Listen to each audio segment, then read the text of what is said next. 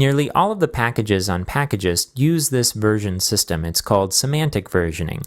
The first number indicates the API version of the package.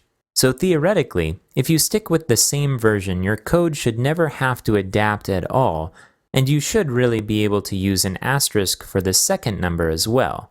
This second number indicates the addition of functionality. So there may be some additional methods that you might be able to use, there might be enhancements on existing methods, but the API should remain the same, so your code ideally shouldn't break.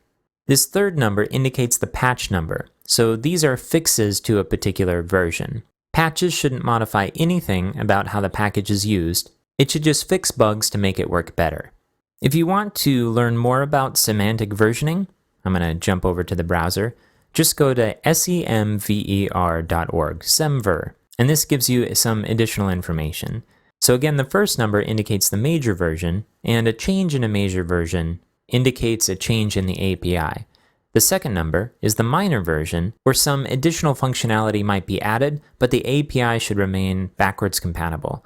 And then finally you have the patch version, which changes when there's additional bug fixes, but no changes to the functionality. All right, I'll jump back to the code here.